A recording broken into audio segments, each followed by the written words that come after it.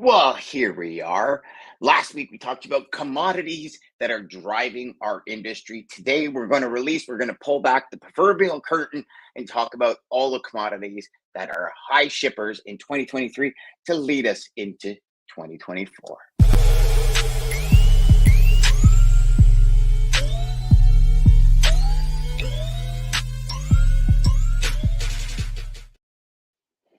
And welcome to Data Day, my friends, on Sales Chatter. So we just got a notification that our LinkedIn is having issues. Got the little not really sure button up top. So for all of you that are on LinkedIn watching this live, I do apologize. If you can hear me, switch over to YouTube. Today, last week when we were on the show, we had this idea and it's come to fruition. And I love the fact because today we're going to talk about the commodities that are shipping at higher levels in 2023. And what does that mean for you, the sales rep? So the way we look at it is it means that if we're shipping in 2023, probably these commodities will be shipping in 2024 to give you a better idea as to what products are moving and where you might want to start selling. So to all of you manufacturers out there that are creating those products, we apologize because your phone calls are about to increase. So here is the team as usual for a Wednesday. We've got Jeff Dickinson and Dean Crook, and Dean is in Grumpy Pete right now getting a few repairs. So if you hear a little bit of vroom, vroom, in the background, just let me know if you want me to do the sound effects all morning, Dean. No, don't. No, you're right. Good to be with you guys. Good to be with you too. Good to be with you too. So, gentlemen. Okay, so here, and Dean, you looked at the chart. I didn't look at the chart. So, Jeff, what do you think the biggest commodity in 2023 was? Furniture. Oh, see, I would have said that too. Yeah, I would have said that too. Now we're gonna, Dean, what's the answer? Oh well, furniture was actually the lowest in terms of volume, but motor vehicle parts are right up the top. So, but I would have thought that, Jeff, because the highest number of imports in containers are always furniture by like a factor of 3x plastic products. So we bring in a lot of furniture. Yeah, so I would have always gravitated towards that. But then I thought, well, single family homes are way down. Maybe we're just not, we're not selling and moving. Maybe that's a big part of it. I suspect that's the case. So, yeah, motor vehicle parts, household appliances, steel. But I think to set the stage, guys, this has been, if you remember back to the start of the pandemic, we talked about a bifurcated market where when some cities went into lockdown, they stopped producing stuff, but they started consuming more. So you had this imbalance. And what that meant is if you're a truckload carrier that were running 100 loads in and 100 loads out, suddenly you had 100 loads in, maybe more, but nothing coming out. And you had this imbalance on some major freight lanes. And it's the same thing that's happening with commodities because we're seeing a real imbalance because of the general economy, people's buying preferences, demand is slowing. We're not building as many single family homes, so we're not buying as much furniture. So there's lots of things sort of going on. I mean, the flip side of that, Jeff, is household appliances are very high. So maybe that's we are buying more because we're not moving. Maybe we're spending more money on things around us. Around our home. Yeah, that makes sense. So I can which could have been why furniture was so up in the market 2 years ago, because now people have replaced their furniture. Now they're looking at their appliances and kind of doing that flip, right? Yeah, but you know something too? I mean, I would think if they're going to upgrade their appliances, but they're not going to move, why wouldn't they upgrade their furniture to bring some, to make it look maybe they already have. Yeah. Well, true too. Right. True. So the way, like, if we remember back when COVID first started, when we were talking, furniture was skyrocketing because people had to equip a home office. Right. Yes. And then they probably just don't want a desk in a room. Now they want a bookshelf or they want a couch or they want a TV or they want to, all these kind of things. So I think we've done that over COVID.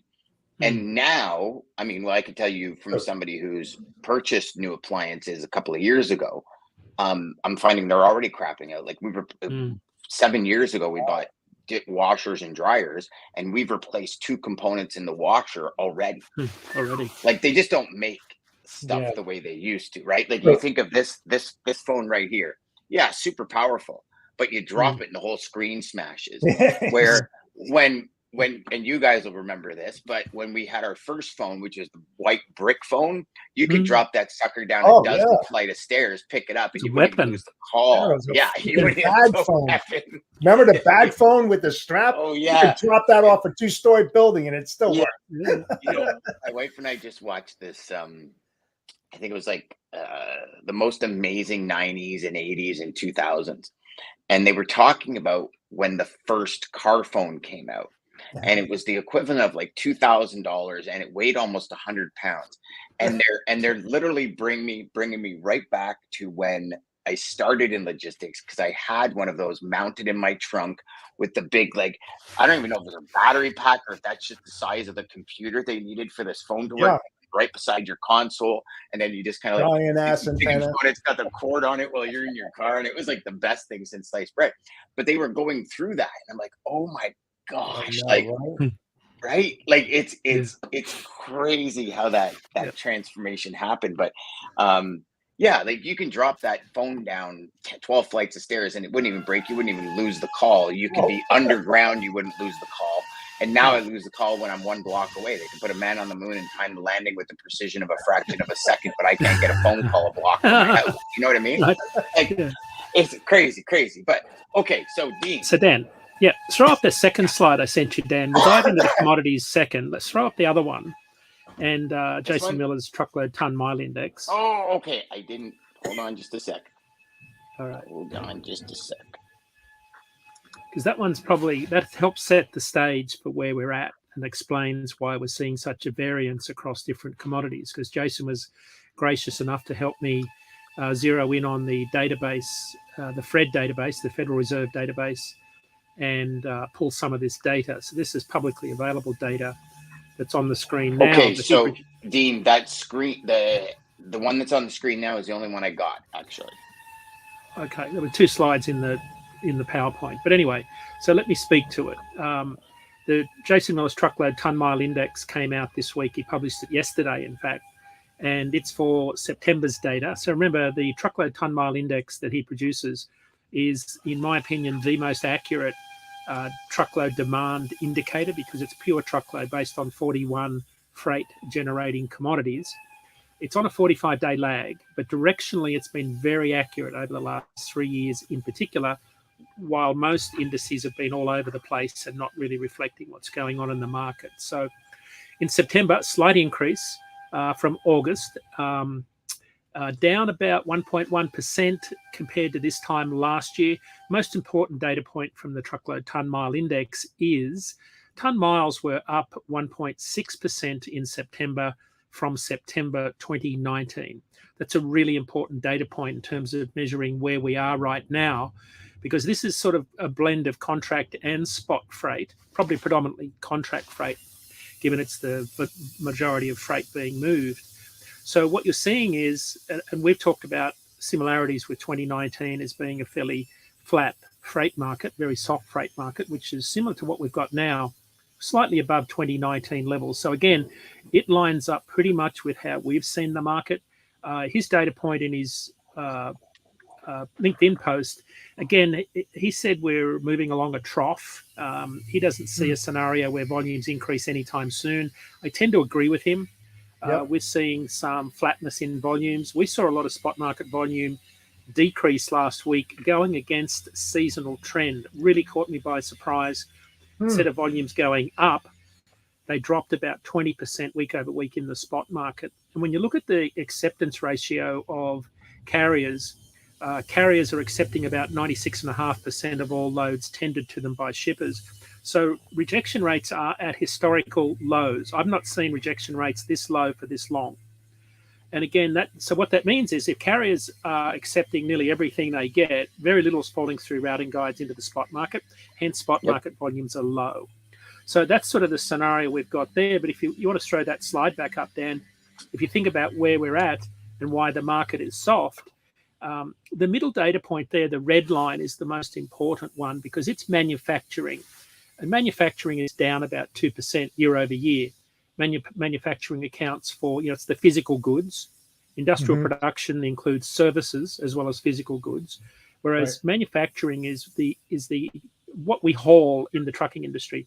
So being down 2% year over year, that's significant. It accounts for about 65% of ton miles in trucking.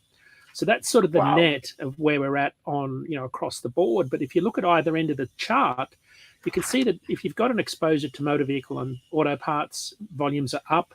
But if you've got an exposure to furniture, in the other end of the scale, you can see volumes would be down. And and furniture's down 10% year over year, the highest drop out of all of them. Wow. Yeah. So this is publicly available data from the Fred database. This is why I think you're seeing such a softer freight market overall. I've talked to truckers all year, and guys that are hauling over-dimensional machinery have been doing exceptionally well. Carriers that have an exposure to flatbed, just open deck lumber, not so good. Whereas some in the specialized part of the industry doing very well. So I think it's been a mixed year for a lot of carriers, but the general synopsis is that some commodities are hot, but Dan, not the majority. There's only a few that are hot, but they're not big movers of the freight market needle. And that's why I think you're seeing manufacturing down 2%. Most of them are pretty flat to down when we look across the 41 freight producing commodities. Not a lot of joy there, which is not good, particularly this time of the year, because normally things are pumping right now as we head into Thanksgiving. The fact that spot market volumes dropped nearly 20% last week, and we saw load to truck ratios for flatbed, dry van, and reefer, the lowest I've seen in 7 years for this week. Normally they're going up. They dropped dramatically. When you start to see, flatbed load to truck ratio of 4.95 loads per truck, that tells you how soft the market is, because when homes were being built at the record levels in December 2021, load to truck ratio was 100 to 1, 100 loads to a truck. Now that includes overposting, but load to truck ratio is a really good indicator of a market behavior. When capacity is tight, load to truck ratio is high. When it's loose, load to truck ratio is low. So the fact that you see load to truck ratio like 1.65 loads per truck in flatbed, that's historically low. And I think it underpins how soft the spot market is. And we're still seeing carriers exit. So we're not seeing that inflection point just yet. We saw a number of carriers enter the market. So a lot of carriers reactivating, which is a really surprising data point. But busy time of the year, maybe they're having reactivating an authority, getting their trucks rolling to make some money in this quarter. But I think the bigger issue is going to be first quarter next year. I think that's when you're going to start to see capacity exit the industry in fairly significant numbers. We did see a data point from a colleague.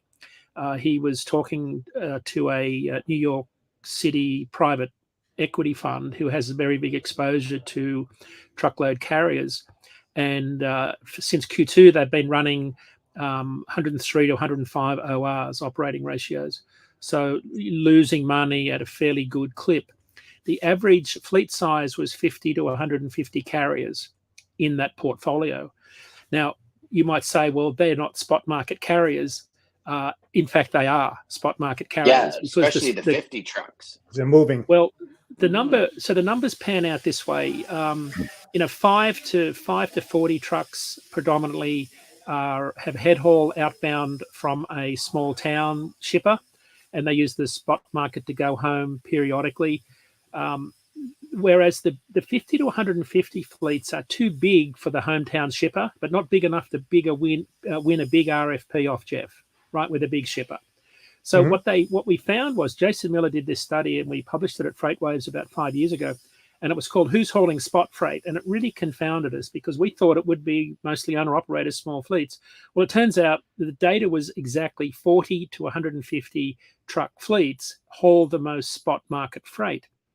So if they've been running 103 to 105% operating ratios, which means they're losing money, and if they've been doing that for the 2 quarters of the second half of this year, you can see why the market's in serious trouble, I think, because that aligns with the dropping of spot market rates.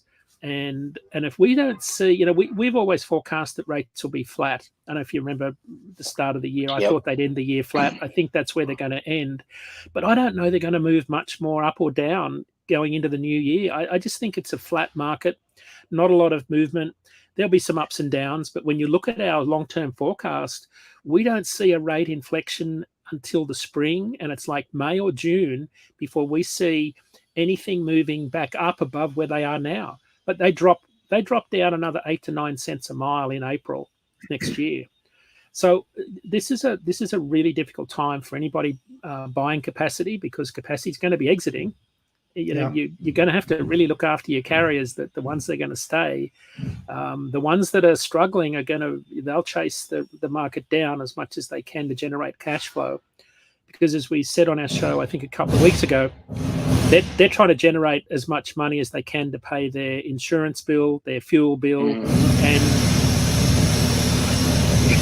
apparently something's wrong in the back of your truck there. That's the rattle gun on my suspension. I had to go to sounding like Grumpy Pete's angry over I had to there. go to a knee surgery. I had to go to a knee surgery appointment this morning, and I thought I'd multitask and drop the truck into the shop next door to get a service. See, remember we were talking off air about how productive Dean is, Jeff? Yeah. See that? Drives Grumpy Pete to his knee surgery appointment, and he drops Grumpy Pete off. The guys, they look outside, they see Dean climbing down from a 4.5-foot high truck. They're like, no wonder. No wonder his knee's not doing what it should be doing. But so, Dean, I've got a couple of questions for you. So, number one, just for everybody watching and listening, right? Just understand, when Dean talks about operating ratios, it's a little bit different, and you're probably wondering 103%. What the heck is that? So a carrier, an asset-based carrier, runs their operating ratio. So if it's at like 88%, they're making 12% profit. Right. So just that's a very simple way of discussing operating ratio. So when Dean says 103%, they're losing 3% pretty much per mile every trip they run. So, or 3% for every lane they run, or every shipment they deliver. So just so you guys understand where Dean was coming about with operating ratio, and just so, because that probably made the rest of what Dean said, if you didn't understand operating ratio, it kind of made what Dean said a little confusing. So hopefully that's aligned it. So I have that was nice. Like at the Oscars when they start the music when it's time for you to get off stage. I got a follow-up to that, Dan. Go for it, Jeff. Yeah. Another thing, that's a key element about OR, the operating ratio, is that when you select your carriers to bring them on board as a service provider, you want to look at their OR. You really do, because the higher the OR, about it, the higher the risk, because you never know what's going to happen, compared to the lower ORs, like the most profitable carriers out there that are running high 80s, low 90s right now. When you start getting over that 100 mark, they're struggling. They really are struggling. And one more piece to that, everybody. Carriers' operating ratios are always fairly high for what you would think. Yeah. Right. So just understand that, like, if somebody's operating at a 91, 92, they're actually doing pretty well. Yes. In 88, they're doing very well. So don't look at that as if it's like a margin as a broker that you would put 20% on the margin, hypothetically, right? Like you would, if you go and ask your boss or the owner of your company, what's our OR? It won't be 25% just because you make 25% on loads, because they have buildings, they have employees, they have non-revenue generating pieces of the business, right? It's called the SG&A. There you go. So just, and this isn't a logistics financial show, but just understand that this is like your margins, or the margins as a broker, if you own a brokerage company or whatever, it's not the same thing when you're talking about OR for carriers, okay? Correct. So to put some numbers around that, Dasky, the largest flatbed carrier in the country, just came out with their third quarter earnings. Their OR was about, I think it's 95% thereabouts. So they're actually doing pretty good. And they had a stellar year so far. They've done exceptionally well, really well-run fleet. Heartland Express from Iowa has historically been one of the best run companies, the most profitable, 85% ORs traditionally. It's up over 90 at the moment. I think it was in the Yahoo Finance had it at 96.6, but that's not a reflection, I think, of how the business is run. They had a couple of acquisitions, and I think there's some synergies they're still trying to work through. So when you read about operating ratios, it's a really good way to figure out how much money a company is making relative to their cost base. And Dean, a 96.8 operating ratio in today's day and age is a friggin' fantastic OR. Yeah, it's amazing, right? Like so yeah. And then so here's my big question to you guys. And I was asked this question, and I want to see if I answered it right, because I thought I did, and now I'm second guessing myself. So, is it a fact that volumes are down or more carriers are in the market? Because when we look at the data, we see more imports coming in. So we still have an influx of imports coming in, but rates are going down. So what is your answer to that? Is it a fact that freight has slowed down, or a fact that there's so many carriers in, even if freight has not slowed down, there's too many carriers? So the load to truck ratio is flipping because of the amount of carriers. So it's both. It's both, Dan. It's probably more. We're still having this hangover effect from too many carriers. So I think if I had to call one or the other, I would say we've still got excess capacity in the market. Absolutely. Yes. But demand is declining. We've got some pretty difficult year-over-year comps, right? Because last year we're still coming off the COVID pandemic highs. That's why I always go back to Jason Miller's chart, where he looks at this compared to 2019 and 2018 as being our most realistic years for what I would now call a fairly normal freight year. So we're still coming off some fairly big highs, but demand. So if you think about how much capacity have we got relative to 2018, 2019, a lot more. So remember, for hire capacity in the long haul sector doubled from the start of the pandemic to the end of last year. But if freight volumes are comparable to 2019, and we've still got a lot of capacity, we lost 132,000 carriers in the last 12 months, but gained 126,000. So the leakage was very slow, but the leakage was higher in the long haul capacity because the carriers that left and then the new carriers that came back into the shorter haul regional dedicated final mile space. So it's not a one-for-one exchange. So it's what's really hard to get a fix on capacity, because if you look at the total capacity, it's growing. Like the total number of trucks on the road is always growing, but it's certain sectors that are really struggling, and it's the long-haul spot market sector that is the most exposed to volatility in both price and cost on fuel, and it's the quickest to enter and the quickest to exit. And they are the ones that are exiting now. And when they exit in a sufficient number, it starts to move the national needle in the months that follow. That's generally how it works. And so I'm just waiting for the rattle gun to hit my suspension again. Yeah. So if we go back to this chart, Dean, right, and we're talking about long haul, truckload long haul, that would be more in this red section under manufacturing, correct? Absolutely. Okay. And then if we are talking, because also when we're talking about motor vehicle parts, typically that's dedicated freight. A lot of that is ran by the same people every week or every day, day in, day out. That's more on the dedicated. Correct. Household appliances, which is the orange, which is up 6% this year. So I'm kind of explaining it for all the people that might not be watching live, so they can't see it. So automotive, motor parts and automotive is up 7% year over year. Household appliances is up 6%, and steel is up 3.5%. Now that in correlation with machinery, which is down 3.7%, which is typically what flatbeds will haul, you kind of got one side of the business going up while the other side's dropping, right? And so I would say that kind of evens it out. So maybe you're flat depending on what you're hauling in the market. Right. What does that manufacturing down 2%? What does that average out to volumes a year, Dean, or volumes a month? Oof.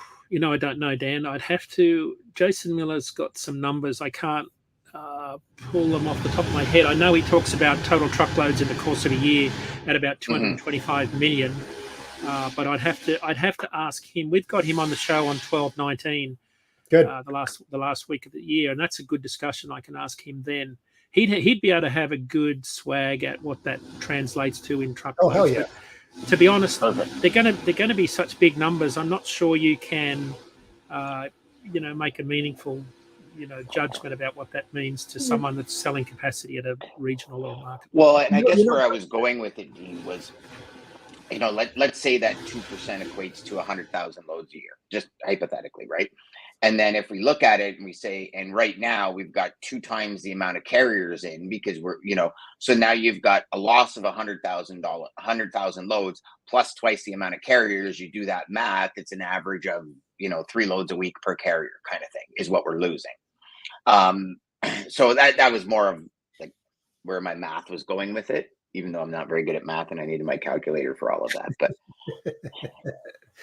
something what I found really interesting with that chart up there, you had 9 specific verticals covering pretty much the industry when you really think about that, and 3 of which are in the positive and 6 are in the negative. That if that doesn't tell you a story in and of itself, I don't know. The other thing that's true too with the furniture industry, a lot of the furniture is moved by fleets. They do a lot of transfers from facility to end user to malls to wherever they may be going. So that is also a lot of dedicated movement in the furniture industry as well.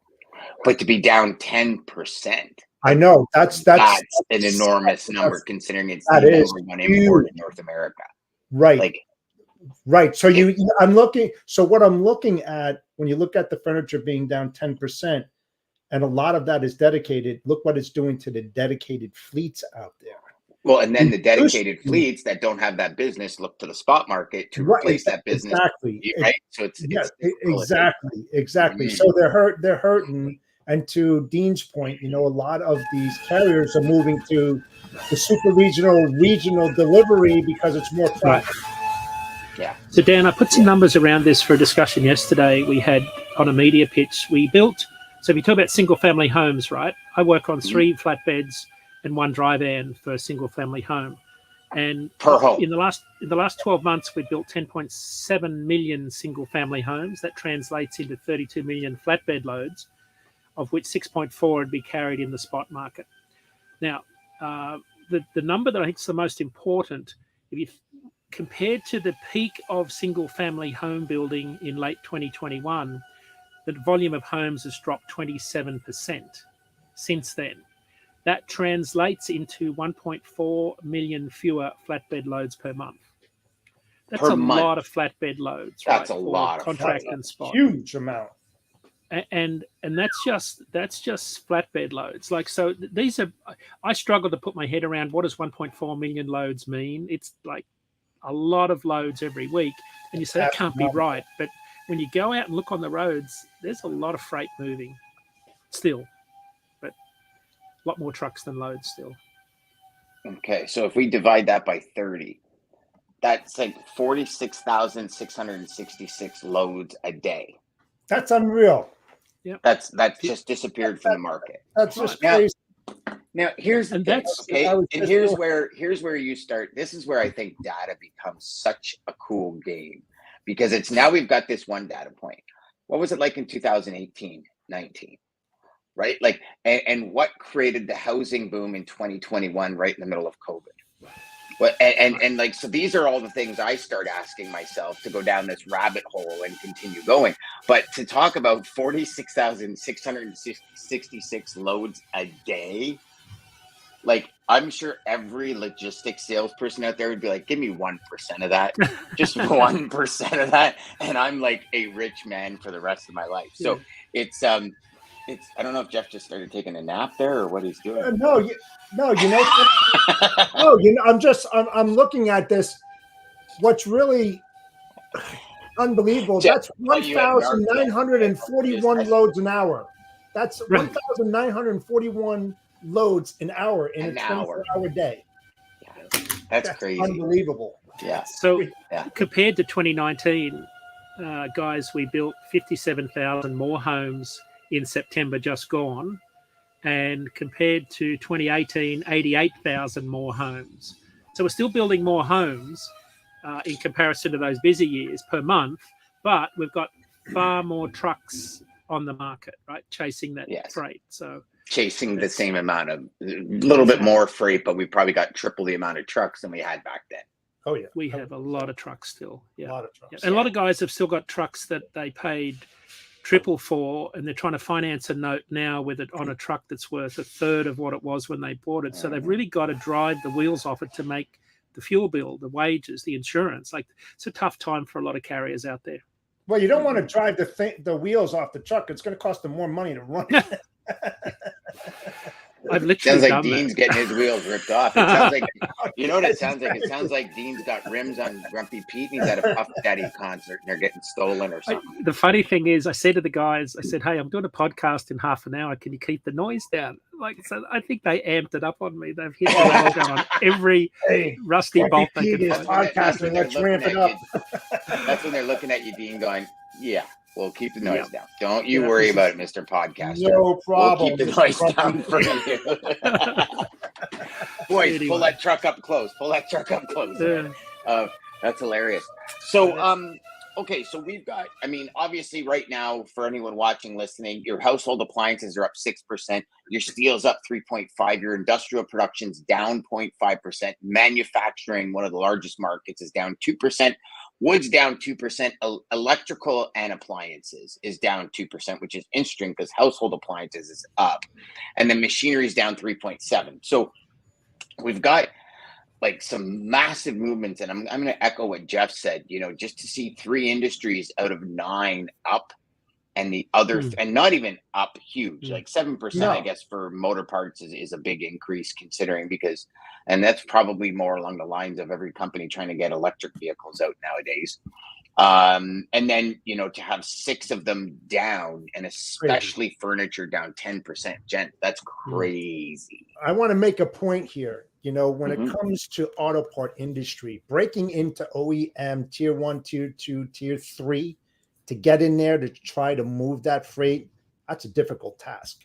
It's a very difficult task. It's not easy. So even though that's prosperous and it's moving and it's up 7%, very tough to get into it. So don't put all your eggs in one basket and say, I'm going after auto parts.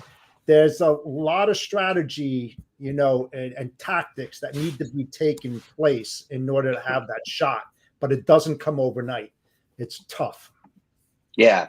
You know, Jeff, you make a valid point, right? Because a lot of auto parts is milk runs, right? A lot of it is milk runs. And I remember when I was trying, I used to do a lot of business with Magna. And getting into the Magna business was one of the most difficult things I ever did because they gave me one little piece. And it was like, you're trying to put numbers to it. And they're like, oh my God, you're like 30% more expensive. Well, it's because the other person's doing a milk run. I'm doing LTL. So you're comparing apples to oranges and it'll never work. So just, you know, understand that if you're looking at auto parts. And I know, you know, a show like this that shows you auto parts up 7%. It's like, I'm going to start selling auto parts today. And it just doesn't, I mean, no, I mean, listen, you might find a company that's in auto parts of some which way, shape, or form, and they'll be like, sure, you know, here, try this. But to get, like Jeff said, to get in with the like OEM, the ones that are actually moving the volume, takes a long time. You know, I'd say you'd probably, looking at this graph, you'd be better to do household appliances and some kind of steel. You know something, Dean, I got to ask you a question. If you could bring this next week, can you break the categories down for auto parts? And what I'm kind of gearing towards is aftermarket, because that's a different type of industry that you can tap into compared to OEM tier 1, 2, and 3. Good point. Good segment, Jeff. 100%. I'm on it. Yeah. Okay. That'll be next week's show. What? We already got it. Dean's going to come to you next week from a lift.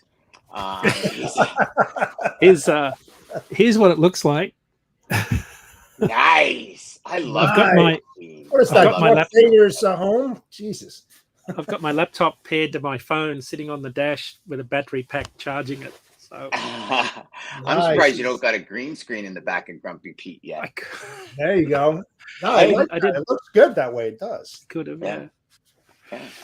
Love it. Great show. All right, gents. Anything to close up? What do you guys got going on this next week? It's Thanksgiving next week, right? So we'll be Oh, coming to you. We'll be coming to you on the busiest travel day of the year, right? Wednesday. Yeah, it's the That's gonna be interesting. 22nd next week. Yeah. Yeah. So yeah, I'll Wednesday. be off the road. I won't be driving anywhere. People are crazy. Good to take care of yourself. Yes. You know, it's and these travel times, you're watching a lot of companies accelerate, right? This ship lug. I don't know if you guys have heard of it, but it's a company that ships your luggage for you. Oh yeah. You don't even have to bring it on the plane. Yeah. Just killing it these days because every airline's losing luggage left, right, and center. These companies are just totally killing it. It's crazy.